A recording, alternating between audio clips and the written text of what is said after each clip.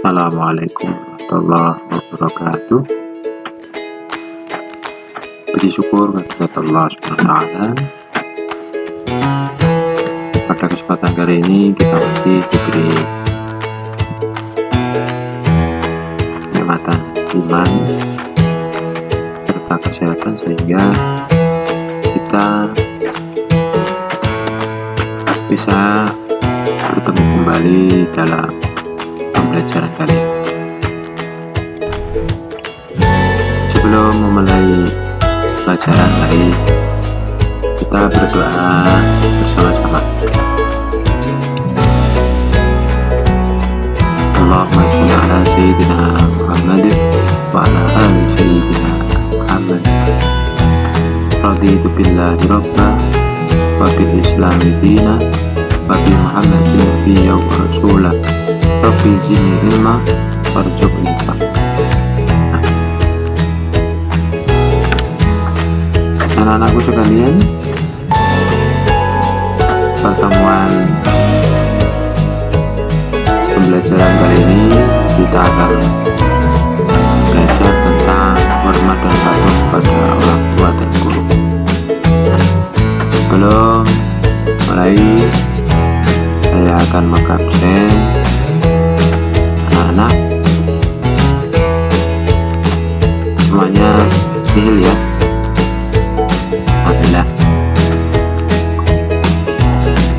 Sebelum kita memulai lagi, kita harus mengetahui kompetensi dasarnya dalam pembelajaran hormat dan patuh kepada orang tua dan guru. Yang pertama adalah meyakini bahwa hormat dan patuh kepada orang tua dan guru sebagai kewajiban agama. Yang kedua, menunjukkan perilaku hormat dan patuh kepada orang tua dan guru sebagai implementasi pemahaman Quran Surah Al-Isra ayat 23. Yang ketiga,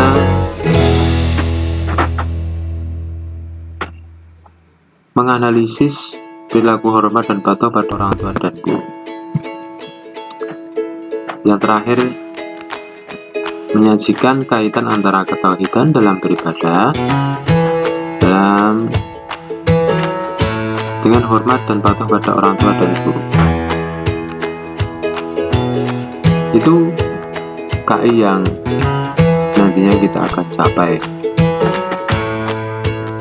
Selanjutnya adalah tujuan kita belajar tentang hormat dan patuh kepada orang tua dan guru. Yang pertama adalah meyakini bahwa hormat dan patuh kepada orang tua dan guru sebagai kewajiban agama.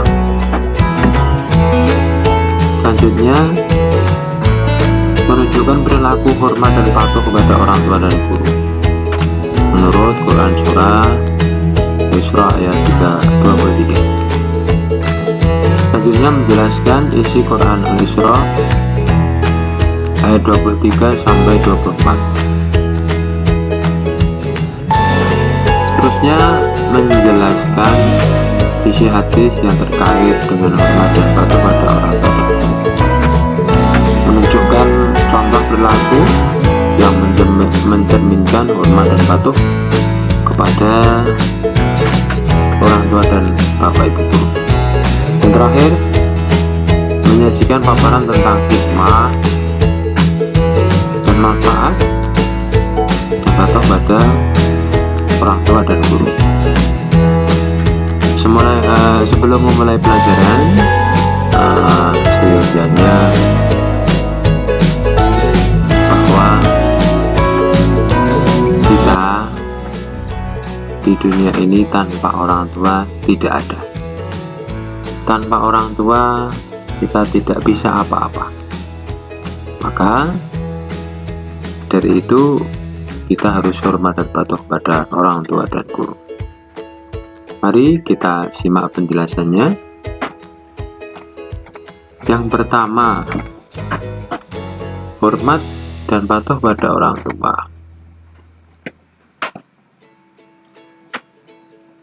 Pentingnya hormat dan patuh pada orang tua yang pertama adalah menghormati orang tua sangat ditekankan dalam Islam. Di dalam Al-Quran banyak dijelaskan bahwa beribadah hanya kepada Allah semata dan tidak menyekutukannya, dan jangan menegaskan kepada umat Islam untuk tidak menghormati kedua orang tua. Yang kedua, agama Islam mengajarkan dan mewajibkan kita sebagai anak untuk berbakti dan taat kepada ibu bapak. Yang selanjutnya, orang yang berbakti kepada orang tua, doanya akan lebih mudah dikabulkan oleh Allah.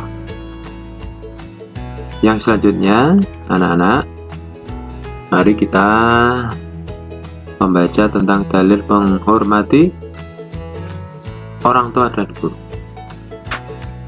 A'udzubillahi minasyaitonirrajim. Bismillahirrahmanirrahim. Wa qada rabbuka alla ta'budu illa iyyahu wa bil walidaini ihsana. Imma yablughanna 'indakal kibara 'aduhuma aw kilahuma fala taqul lahumā uffin wa la tanharhuma wa qul lahumā qawlan karīmā. Wa qada rabbuka, dan Tuhanmu telah memerintahkan supaya kamu Allah tak butuh, kamu jangan menyembah selain Dia, illa Iya, dan hendaklah kamu berbuat baik kepada ibu bapakmu. Imma yablughanna indakal kibara, jika salah seorang di antara keduanya atau keduanya berusia lanjut, au kilahuma fala taqul lahumā uff, maka sekali-kali janganlah engkau mengatakan kepada keduanya perkataan ah. Wala tanharhuma, dan janganlah engkau membentak keduanya. Wa qul lahumā qawlan karīmā, dan ucapkanlah kepada keduanya perkataan yang baik. Anak-anakku sekalian yang dirahmati Allah, sekarang kita membaca dalil menghormati orang tua. A'udzubillahi minasyaitonirrajim. Bismillahirrahmanirrahim. Wafid lahuma janahad dhulli minar rahmati wa qur rabbirhamhuma kama rabbayani shaghira. Artinya, dan rendahkanlah dirimu terhadap keduanya dengan penuh kasih sayang, dan ucapkanlah, wahai Tuhanku, sayangilah keduanya sebagaimana mereka berdua telah mendidik aku waktu kecil. Jadi maksud ayat ini, kita harus berdoa kepada Allah bahwa disuruh untuk menyayanginya kedua kalinya, mendidik aku di waktu kecil. Hadis menghormati orang tua. Bismillahirrahmanirrahim, yang artinya ridha fi ridal walidain wa syuhtullahi fi syuhtil walidain. Murka Allah itu tergantung kepada murka kedua orang tua. Jadi intinya anak-anak, bila mana kalian kepingin tidak dapat marah murkanya Allah, jangan pernah sekali membuat bapak ibu kita marah. Diceritakan lagi dari Abu Abdurrahman, Abdullah bin Mas'ud berkata, aku bertanya kepada Nabi, amalan yang paling dicintai Allah Ta'ala. Beliau menjawab, yang pertama sholat pada waktunya. Aku bertanya lagi, kemudian apa lagi? Belum menjawab. Beliau menjawab, berbakti kepada kedua orang tua. Aku bertanya lagi, kemudian apa lagi? Beliau menjawab, jihad fiddin. Birrul walidain merupakan kebaikan-kebaikan yang dipersembahkan oleh seorang anak kepada kedua orang tuanya.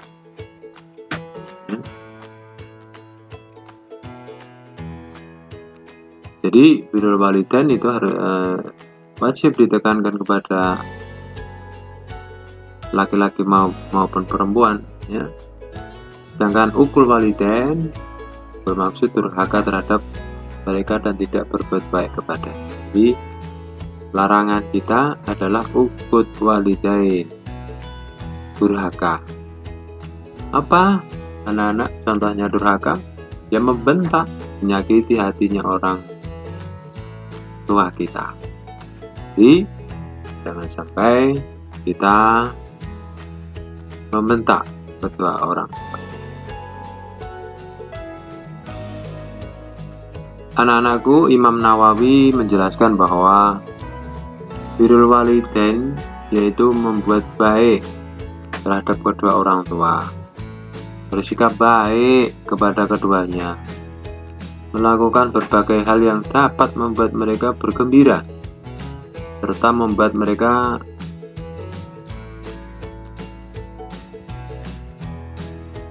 hatinya bergembira, serta berbuat baik kepada teman-teman mereka. Selanjutnya,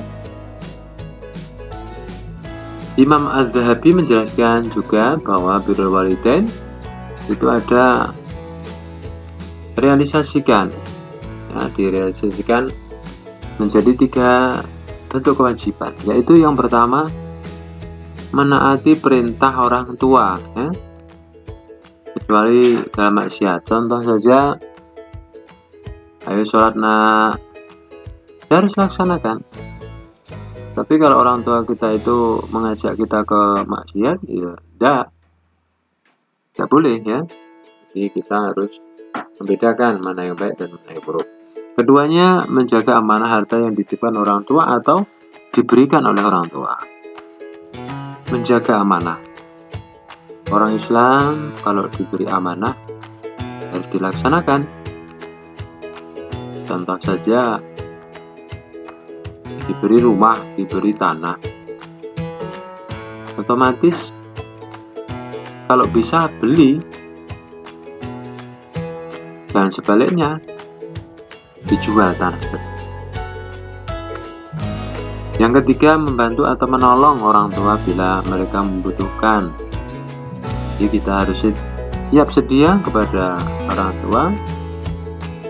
Kalau kita punya pekerjaan sendiri, yang kita utamakan pekerjaannya orang tua kita. Sekarang keutamaan birrul walidain, ya.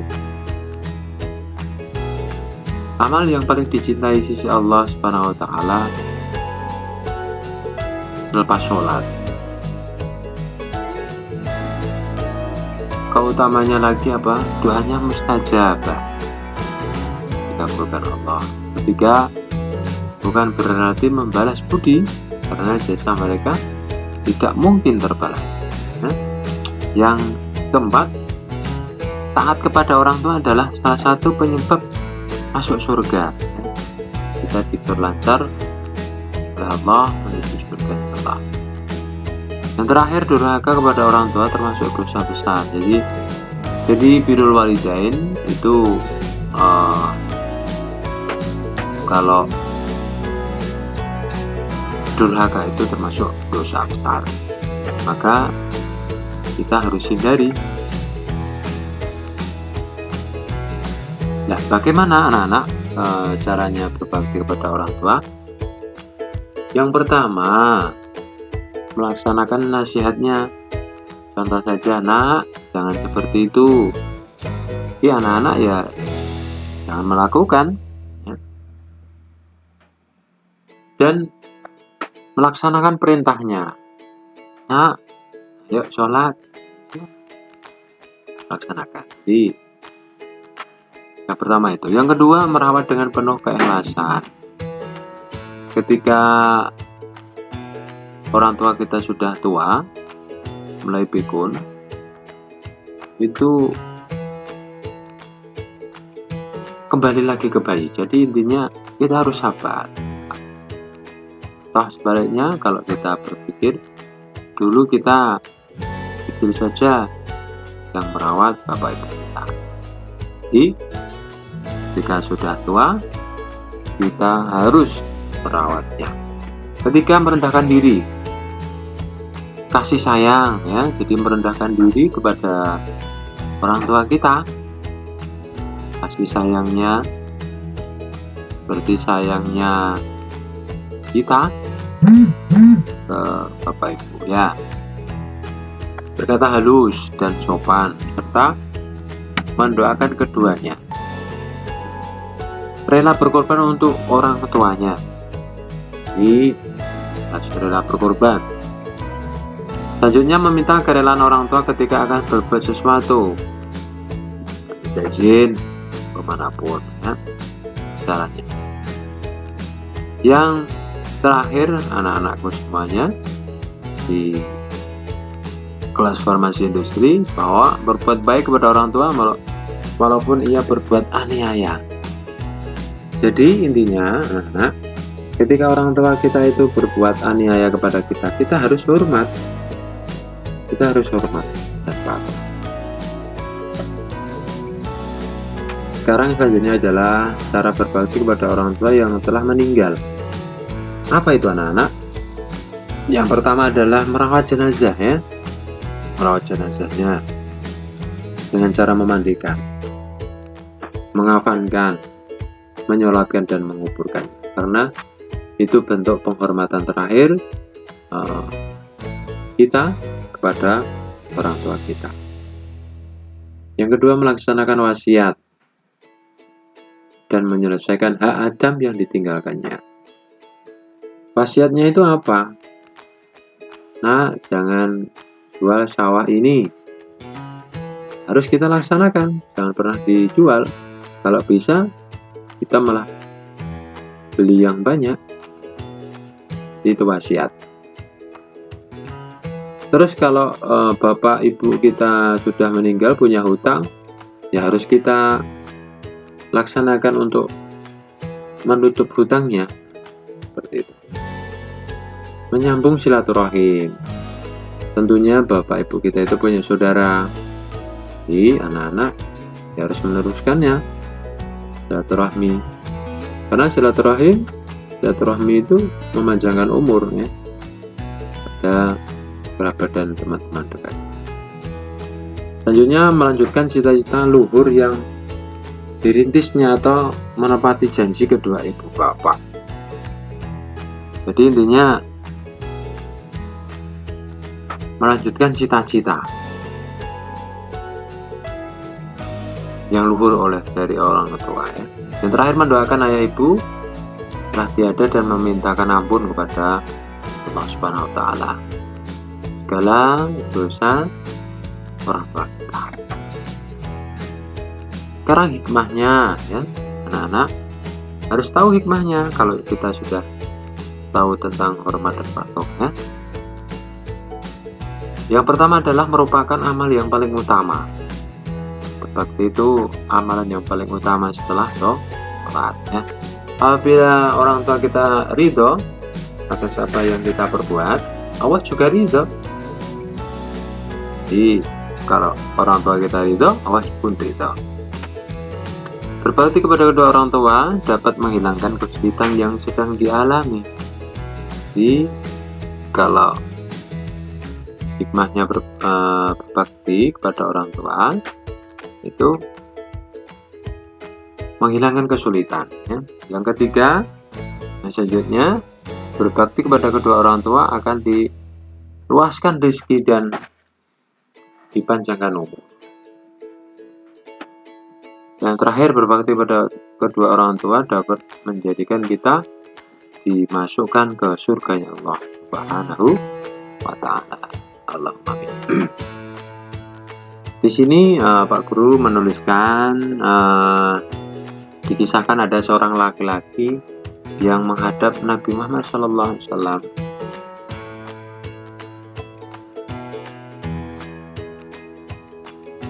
Berkeinginan kedua orang tuanya. dan menyuruh berbuat baik, menemani dan mengurus orang tuanya. Muttafaqun alaih. Jadi jika orang itu berjuang, berjihad di jalan Allah, ketika orang tuanya itu masih hidup, ya harus merawat dan meninggalkan.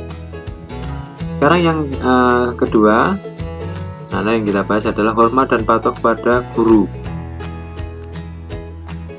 Apa sih guru itu ya anak-anak? Biasanya kalian setiap hari ya.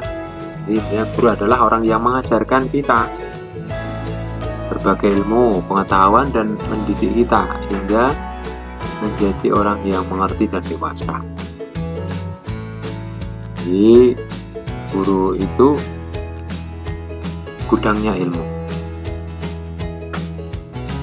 Guru juga pewaris para nabi, warasatul anbiya wal mursalin, karena melalui guru wahyu atau ilmu para nabi diteruskan kepada umat manusia. Selanjutnya anak-anak, Imam Ghazali itu juga menegaskan bahwa seorang yang berilmu dan kemudian bekerja dengan ilmunya itu, maka dialah yang dinamakan besar di bawah kolong langit ini. Ia adalah ibarat matahari yang menyinari orang lain dan mencahayai dirinya sendiri.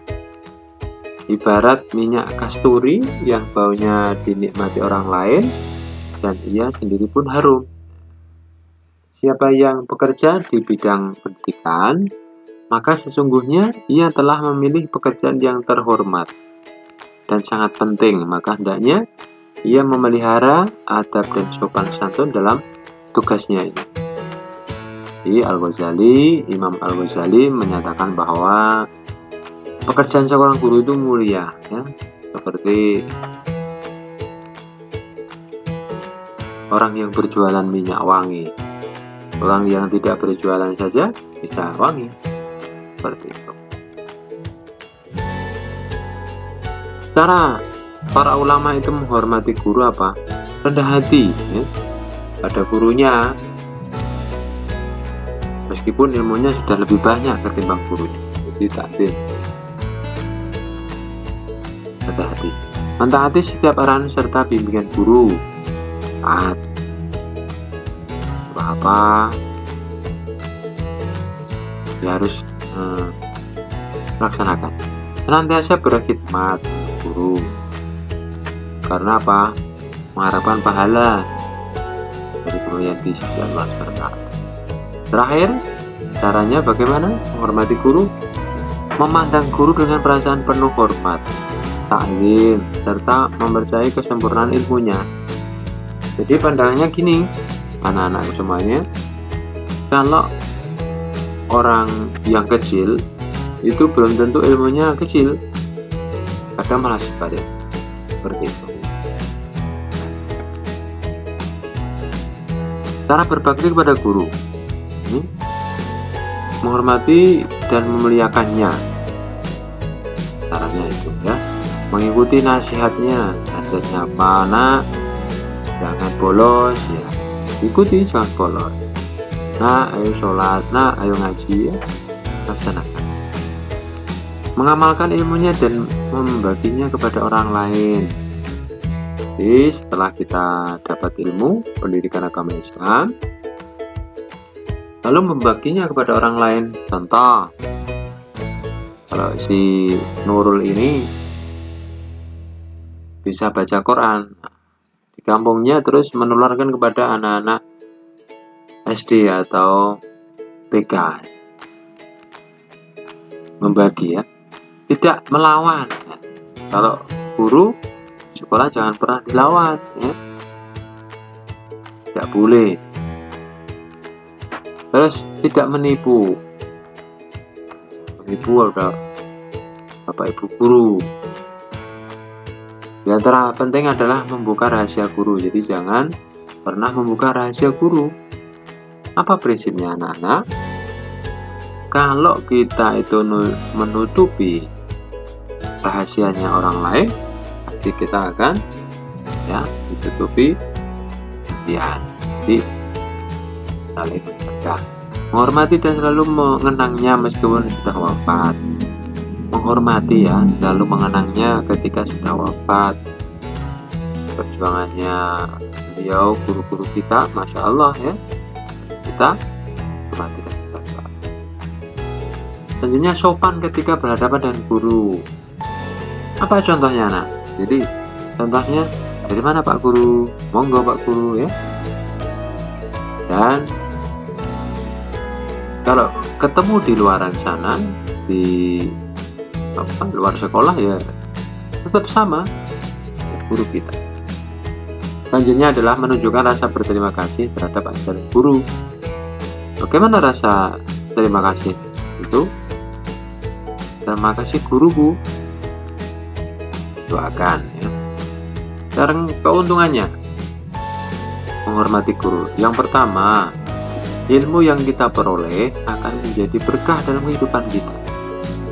Berkah itu kalau sedikit itu bisa banyak ya. Barokah. Yang kedua, akan lebih mudah menerima pelajaran yang disampaikannya. Jadi mudah ya, menerima pelajaran apapun. Akan selalu didoakan oleh guru. Jadi jangan pernah suudzon kalau guru itu adanya cuma menghukum. Tidak. Kalau guru itu kalau setelah sholat pasti punya doa untuk anak didiknya. Terakhir, akan membawa berkah, kemudahan urusan, dianugerahi nikmat yang lebih dari Allah Subhanahu wa Ta'ala. Selanjutnya, anak-anak itu pelajaran tentang hormat dan patuh kepada Bapak Ibu guru semoga bermanfaat. Mari pelajaran hari ini kita tutup dengan bacaan Bismika Allahumma wa bihamdika asyhadu an la ilaha illa anta astaghfiruka wa atubu ilaik. Wassalamualaikum warahmatullahi wabarakatuh.